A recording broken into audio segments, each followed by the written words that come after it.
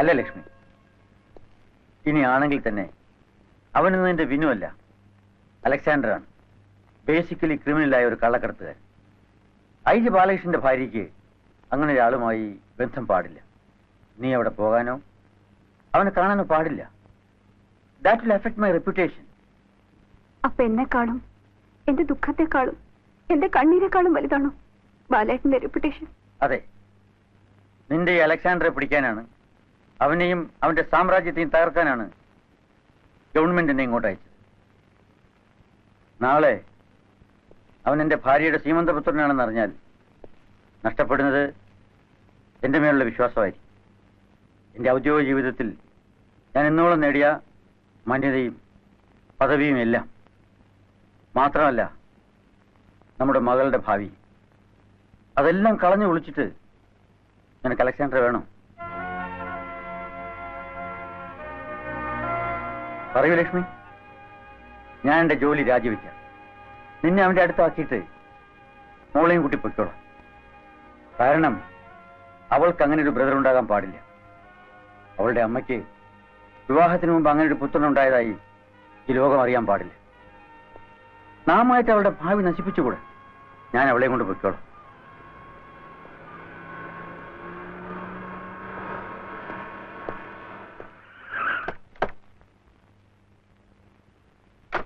Thanks Anil.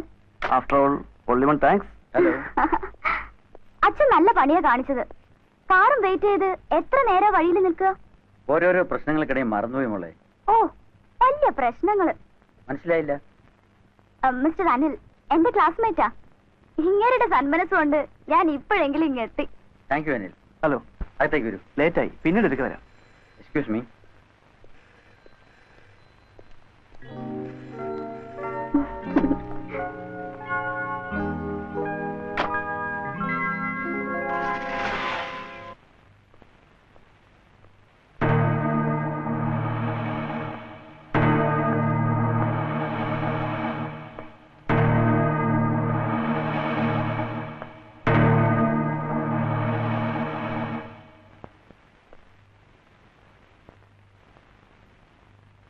Vinu.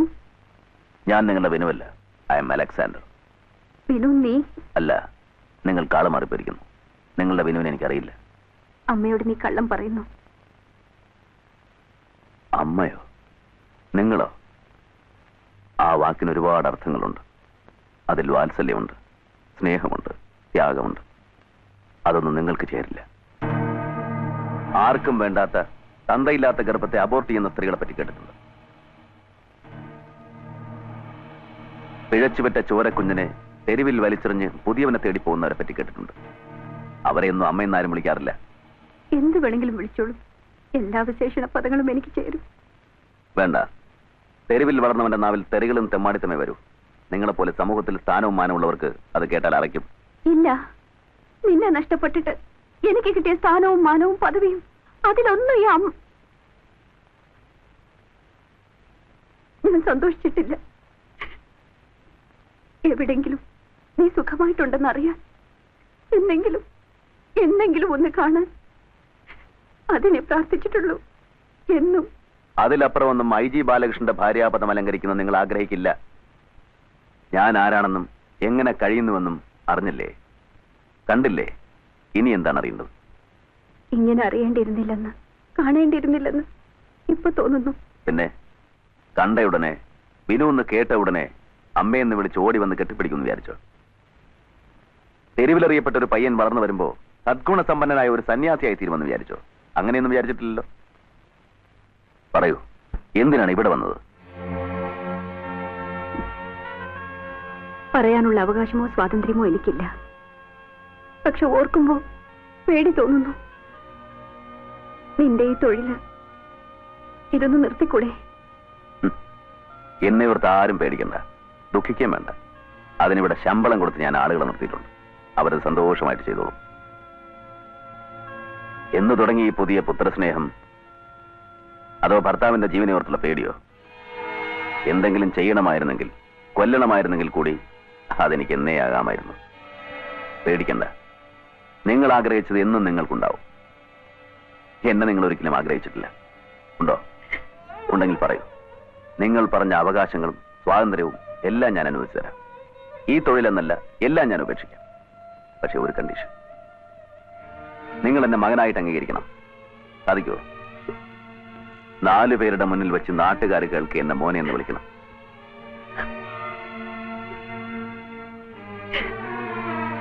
ഒരു കാര്യം കൂടെ ചോദിച്ചോട്ടെ, നിങ്ങൾക്കെങ്കിലും അറിയാമോ എന്റെ അച്ഛനാരാണെന്ന്?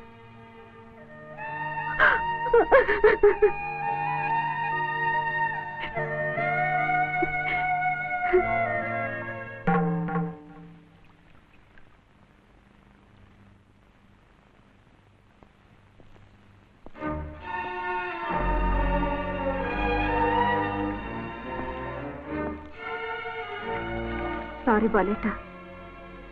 കയറൂ.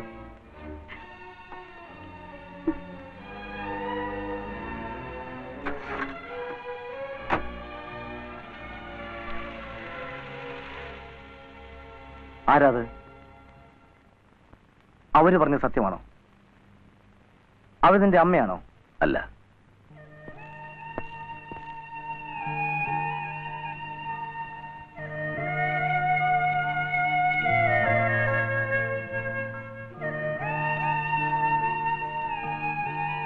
എന്തൊക്കെ പറഞ്ഞാലും എന്തൊക്കെ ചെയ്താലും അമ്മയെന്ന് പറഞ്ഞാൽ അമ്മ തന്നെയാ.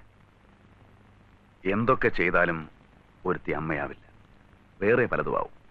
നീ അവരെ ന്യായീകരിക്കരുത്. നീ അറിയാത്ത ഒരുപാട് നാറുന്ന ചരിത്രം നീ കാണുന്നതിന് മുമ്പ് ഈ അലക്സാണ്ടർക്കുണ്ടായിരുന്നു. ആർക്കും വേണ്ടാതെ തറവാട്ടുകാരൻ അവരെ ആട്ടും തൊപ്പും കൊണ്ട്, തള്ളയുണ്ടായിരുന്നിട്ടും അവരെ അമ്മയെന്ന് വിളിക്കാൻ സ്വാതന്ത്ര്യമില്ലാതെ, തന്തയില്ലാതെ വളർന്ന ഒരുത്തന്റെ വേദനയും അവൻ അനുഭവിച്ച അപമാനവും നിനക്ക് മനസ്സിലാവില്ല. I M A bastard. എന്റെ തന്ത ആരാണെന്ന് ഇന്നും എനിക്കറിയില്ല. അറിഞ്ഞിരുന്നെങ്കിൽ ജനിപ്പിച്ച കുറ്റത്തിന് കിട്ടുന്നിടത്ത് വെച്ച് ഞാൻ വെട്ടിക്കൊന്നേനെ. സ്വന്തം സുഖത്തിന് വേണ്ടി താൻ പ്രസവിച്ച കുഞ്ഞിനെ പോലും വലിച്ചെറിഞ്ഞ് വന്ന് വിളിച്ചവന്റെ കൂടെ പഴിയിറങ്ങി പോയവളാണ് ഇന്നിവിടെ കയറി വന്ന തള്ള. അന്നില്ലാത്ത പുത്രസ്നേഹത്തിന്റെ പുതിയ കഥയും പറഞ്ഞ് അവരിവിടെ കയറി വരുമ്പോ മീറയും കുന്തിരിക്കാൻ വെച്ച് ഞാൻ അവർക്ക് ഓച്ചാന പാടണോ? പറയടാ. അമ്മയുണ്ടായിരുന്നിട്ടും അനാഥനായിട്ട് വളരേണ്ടി വന്നവനാണ് ഞാൻ. അനാഥാലയത്തിന്റെ തിണ്ണയിൽ ഒരു നേരത്തെ കഞ്ഞിക്ക് കൈനീട്ടി നിൽക്കുമ്പോ ഈ പുന്നാരത്തള്ള എവിടെയായിരുന്നു? കഞ്ഞി തന്ന കൈകൊണ്ട് അവർ കഴുത്തിലൊരു കൊന്തയും കെട്ടി തന്നു. അങ്ങനെ നായർ തറവാട്ടിൽ പറഞ്ഞ വിനു അലക്സാണ്ടറായി. പറയടാ, ഇവരാണോ തള്ള? ഇവരെയാണോ ഞാൻ പൂവിട്ട് തൊഴേണ്ടത്? കഴിഞ്ഞതെല്ലാം ഓർത്ത് ദേഷ്യം വെച്ചിട്ട് എന്താ കാര്യം? അല്ലെങ്കിൽ ആരോട് ദേഷ്യം കാണിക്കാൻ? പുറകിലുള്ളത് സ്വന്തം നേള് തന്നെയാ. പേര് മാറിയാലും കഴുത്തിലൊരു കൊന്ത ഇട്ടാലും നീ വിനു തന്നെയാ. അല്ല. വിനു. പുറകിൽ നിന്ന് ആരെങ്കിലും വിനു എന്ന് വിളിച്ചാൽ നീ അറിയാതെ തിരിഞ്ഞു നോക്കി പോകും.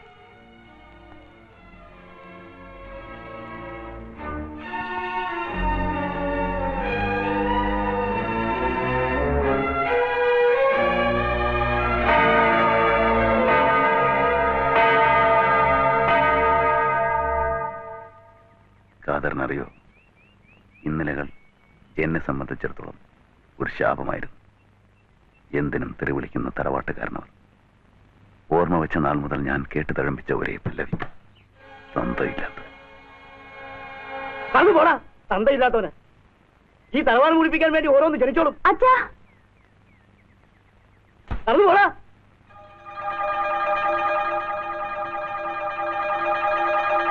ആ അശ്ലീലത്തിന് ഓമനിച്ച് വളർത്തിക്കോടി. ഇന്ന് വരുന്നവർ കൂടി അറിയട്ടെ നിന്റെ പൂർവ്വകാല ചരിത്രം. അസത്തിനോട് പറഞ്ഞേക്ക്, അമ്മയെ കുമ്മയെന്ന് വിളിച്ച് അന്നേരത്ത് വന്നേക്കരുതെന്ന്.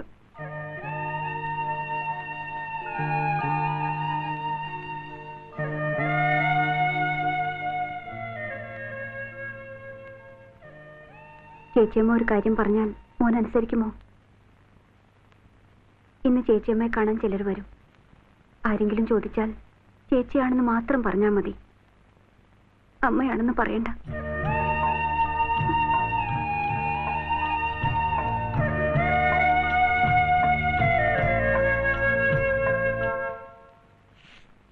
അങ്ങേര് വന്നിരിക്കുന്നു.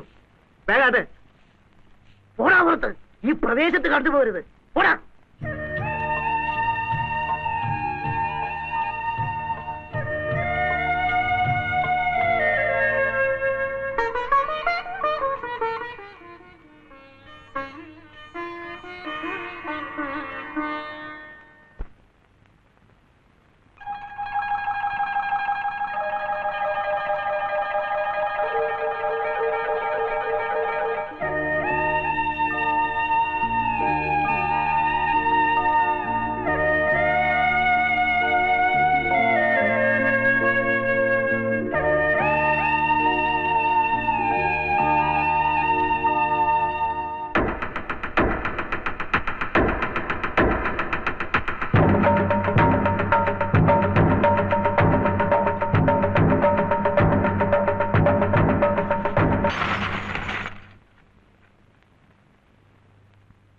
ഏതായി കുട്ടി?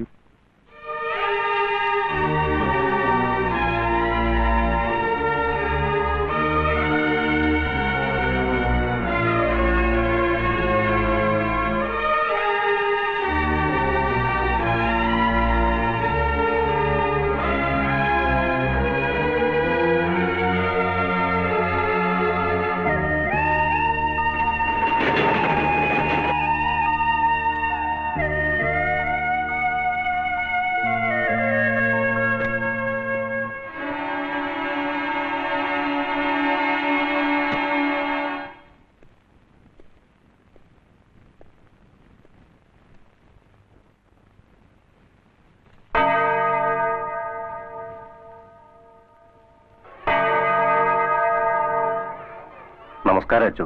നമസ്കാരം. ചായ കണ്ടിട്ട് കുറെ കാലമായല്ലോ. ജോലി തിരക്കായിരുന്നു, അതാ. ഏതായി കുട്ടി? റോഡിൽ കിടന്നിരുന്നു. കണ്ടപ്പം വിട്ടുപോരാൻ തോന്നില്ല. ഈ പിള്ളേരുടെ കൂട്ടത്തിൽ അച്ഛൻ ഇവനെയും കൂടെ വളർത്തണം. അത് ഷായ്ക്കറിയാലോ. ഇപ്പൊ തന്നോട് പിള്ളേർ കൂടുതല. നിവൃത്തിയുണ്ടായിട്ടല്ല, പിന്നെ നിങ്ങളെപ്പോലുള്ളവരുടെ സഹായ സഹകരണങ്ങൾ ഉള്ളതുകൊണ്ട് അങ്ങനെ നടത്തിക്കൊണ്ടു പോകുന്നെന്ന് മാത്രം. ഇവന് വേണ്ടി വരുന്ന ചെലവിന്റെ കാര്യത്തിൽ അച്ഛൻ പേടിക്കണം. അത് ഞാൻ നോക്കണം. സ്പോൺസറായിട്ട് KF ഷാൻ കമ്പനി എന്ന് വെച്ചാൽ മതി. ആയിക്കോട്ടെ. എന്താ മോന്റെ പേര്? ചോദിച്ചിട്ടൊന്നും പറയുന്നില്ല. മുഖം കണ്ടിട്ട് നല്ല കുടുംബത്തിലേതാണെന്ന് തോന്നുന്നു. എവിടെ ജനിച്ചിട്ടെന്താ, എല്ലാം ദൈവനിശ്ചയം പോലെ വരൂ. ഞാൻ വരട്ടെ അച്ചു. ശരി, ചെല്ലുമോനെ. അല്ലേ?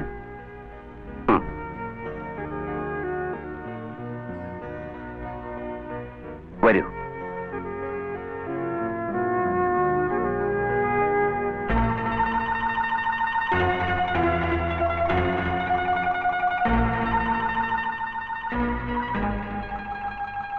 കാരുണ്യവും സ്നേഹവും നിറഞ്ഞ കന്യാമറിയത്തിന്റെ മുന്നിൽ ഞാനെന്ന് മണിക്കൂറുകൾ നിന്ന് പ്രാർത്ഥിക്കുമായിരുന്നു.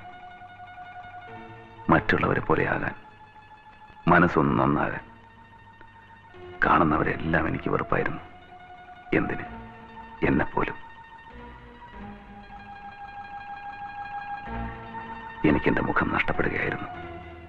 പഴയ വിനു പിന്നീട് ഒരു ഓർമ്മ മാത്രമായി അവശേഷിച്ചു. തെരുവുകളിൽ നിന്ന് തെരുവുകളിലേക്കുള്ള യാത്ര, നിലനിൽപ്പിന് വേണ്ടിയുള്ള ഏറ്റുമുട്ടലുകൾ.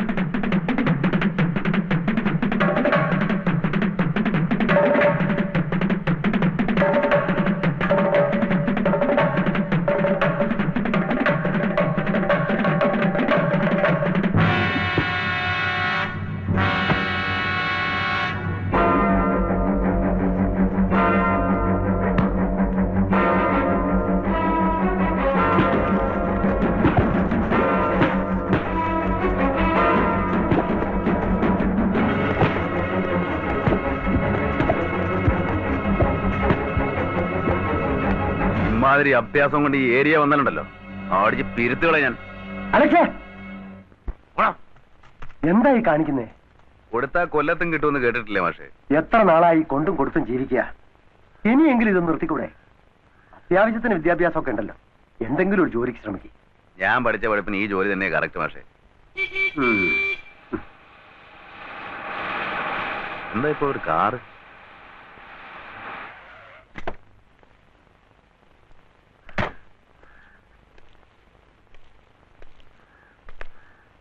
അലക്സ് അല്ലേ?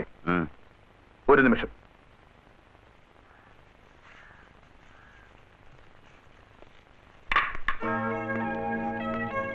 വരും.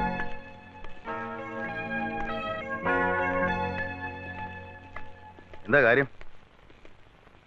അലക്സേ, എനിക്ക് വേണ്ടി ഒരു ഉപകാരം ചെയ്യണം. എത്ര പണം വേണമെങ്കിലും ഞാൻ തരാം. അപ്പൊ ചെയ്യേണ്ട കാര്യം അങ്ങനെ തന്നെ ആയിരിക്കുമല്ലോ. ഏതാണ്ട് അങ്ങനെ തന്നെയാ. അഡ്വാൻസ് എപ്പോ എങ്ങനെ എവിടെ വെച്ചെന്നെല്ലാം ഞാൻ പിന്നീട് പറയാം. വരട്ടെ.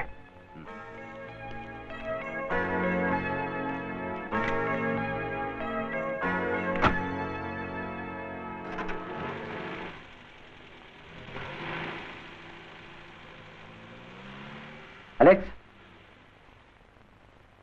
മോനെ, ഇവനെ വിശ്വസിക്കരുതേ, സൂക്ഷിക്കണം. പലരെയും പറ്റിച്ചും വെട്ടിച്ചുമാണ് അവൻ ഇവിടം വരെ എത്തിയത്. അതിന് നമുക്കെന്താ? നമുക്ക് കാശ് കിട്ടിയ പോരെ. കാശ് മാത്രമാണോ ജീവിതം എന്ന് പറയുന്നത്? മറ്റു പലതുമില്ലേ? അതൊന്നും എനിക്കറിഞ്ഞൂടാ.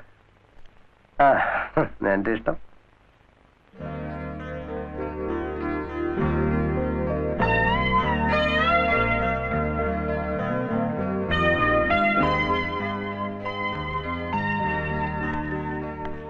എന്താ അപ്പച്ച അവിടെ? അലക്സ് ഉണ്ടാക്കുന്ന ഓരോ പ്രശ്നങ്ങളാ മോളെ. അവൻ നേരെ ആവണം മട്ടില്ല.